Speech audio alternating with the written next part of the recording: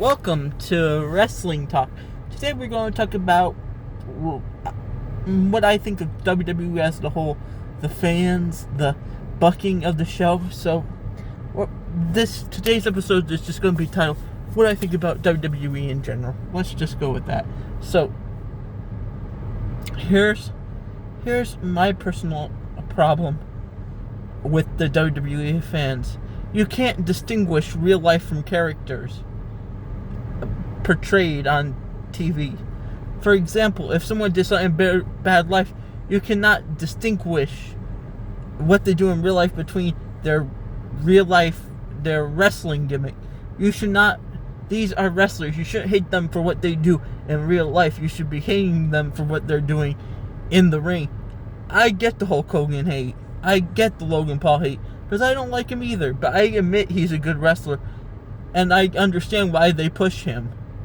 Because he is talented. You can't deny him that just because you don't like him. If you don't like him, you want me to tell you what you gotta do? Shut up. It doesn't matter if you like him or not.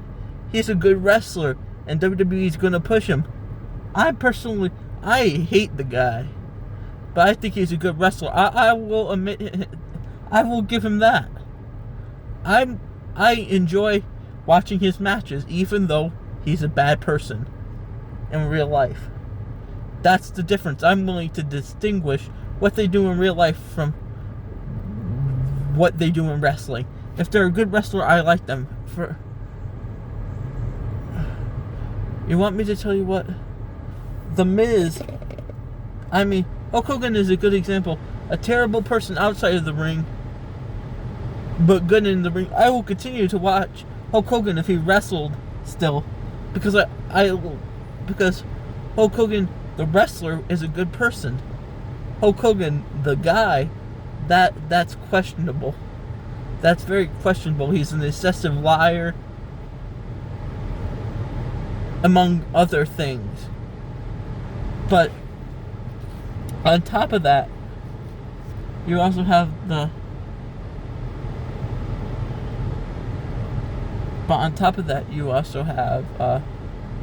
I also don't like all this, like, all of a sudden, people hate Jey Uso just because he beat John Cena. Admit it.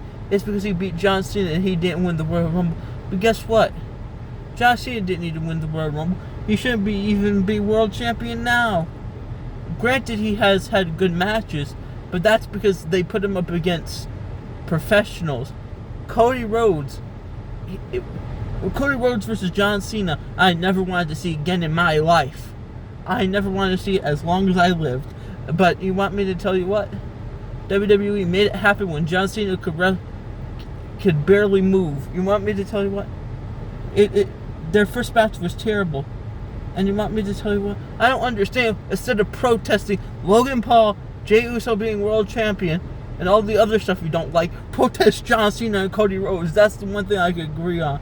I didn't want to see that the first time, and I sure don't want to see it again at SummerSlam. I sure hope the tickets bomb after that. If people are paying to see a part 2 of a match that, absolutely blew out the whole crowd. Everyone was dead for that match. It was dead silent. You could have heard a pin drop. But besides the fans, let's talk about WWE's booking decisions. Making Jey Uso lose the title right back to Gunther just for Goldberg's retirement match. That was stupid. Stupid. Gunther didn't need a second title run yet. He didn't even earn it. He's just like, I want my title back, and I'm going to get it. And if I wish that's how. And then you have at NXT, Ricky Saints at least has to earn his opportunity to get a championship. What did Gunther do to earn another championship match? Exist? That's what doesn't get me. And not just that. What did Goldberg do to deserve it? Just because he's Goldberg? That would be like giving a Randy Orton a title shot just because his last name is Orton. And he's Randy. You want me to tell you? It baffles me. And then LA Knight losing Money in the Bank to Seth Rollins. Does Seth Rollins really need the Money in the Bank contract? No. LA Knight.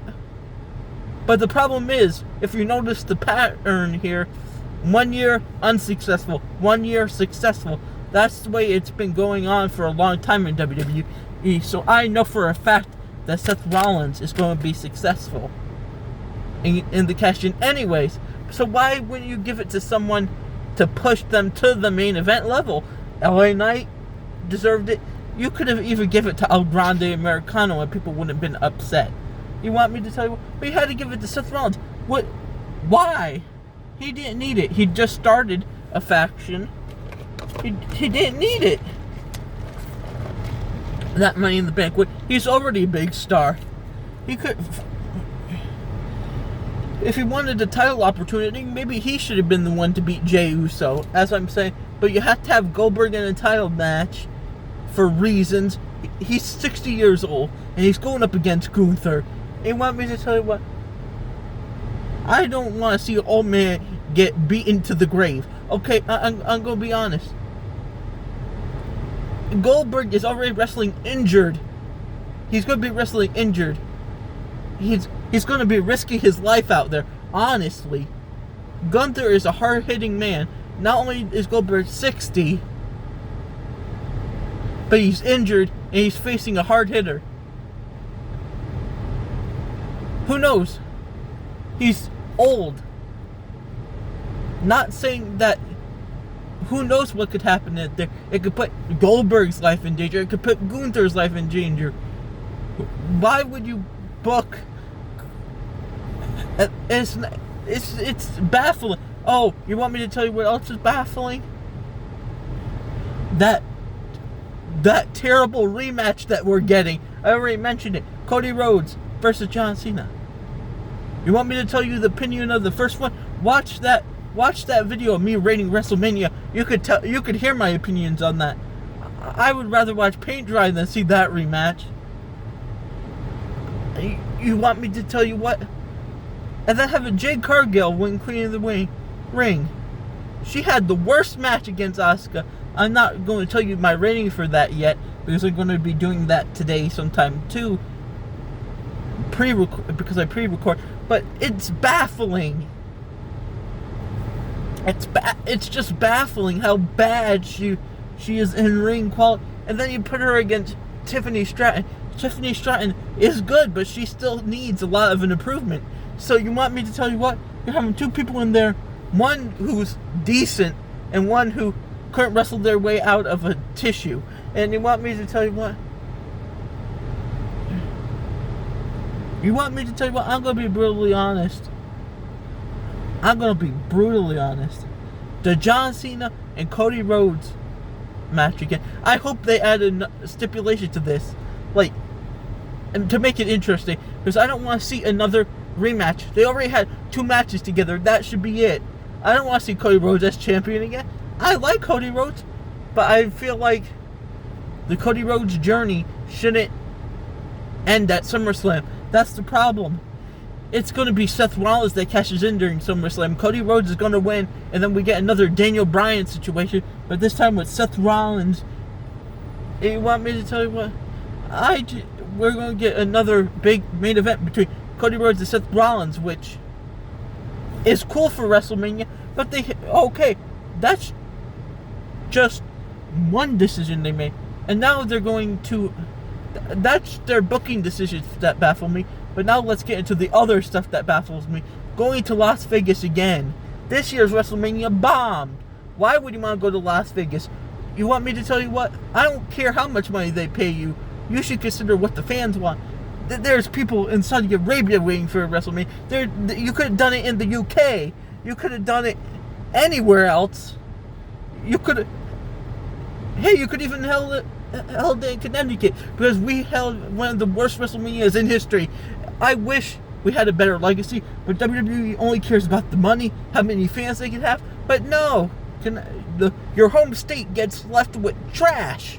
That's the state. Your headquarters gets NXT pay-per-views. We never get a main roster pay-per-view, which is outright diabolical. guess what? They were going to have Evolution in the Mohegan Suns arena, but then I guess Atlanta, Georgia had to ruin things for us. That I have personal beef with Atlanta, Georgia now. Why not hold it in Connecticut? This is your home state. You want me to tell you what? It makes no sense.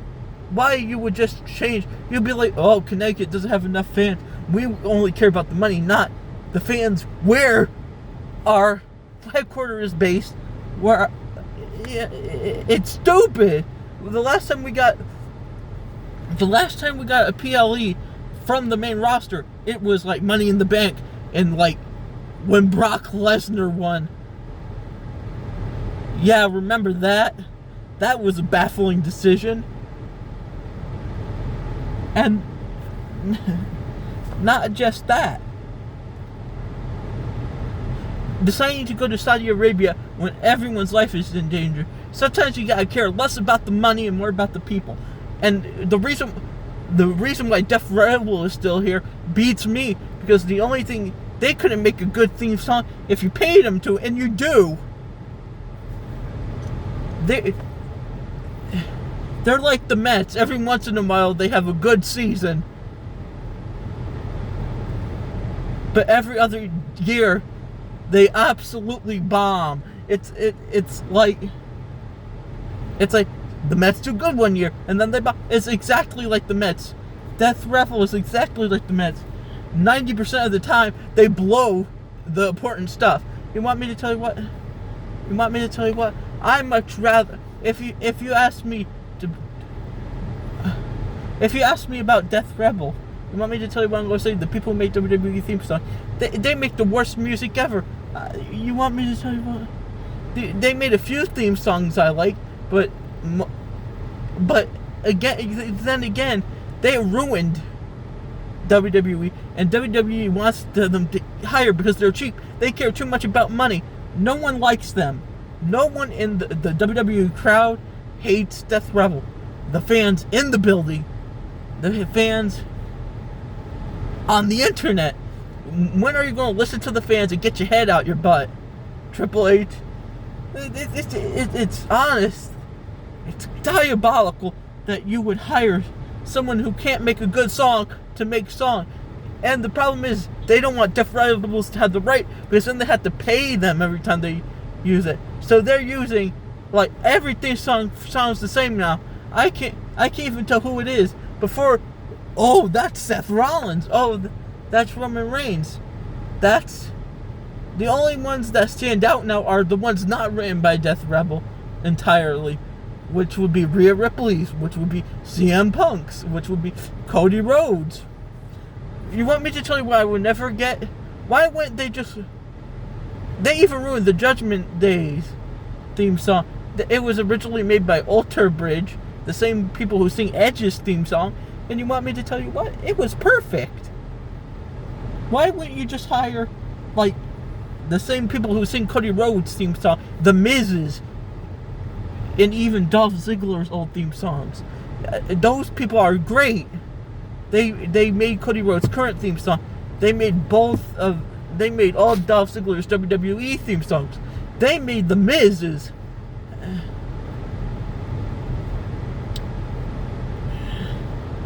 You want me to tell you what? I bet if you still had Chris Jericho hired, he would be willing to make theme songs for you.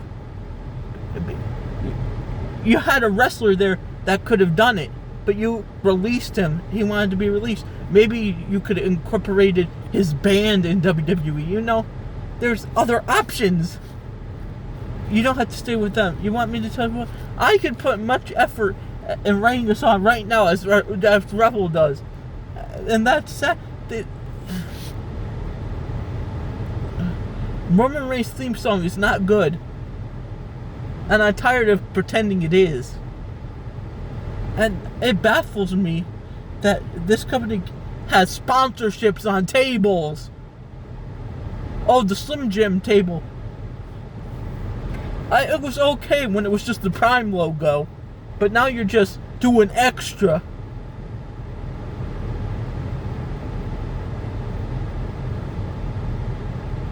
I don't know why I'm so incredibly angry, but goodbye.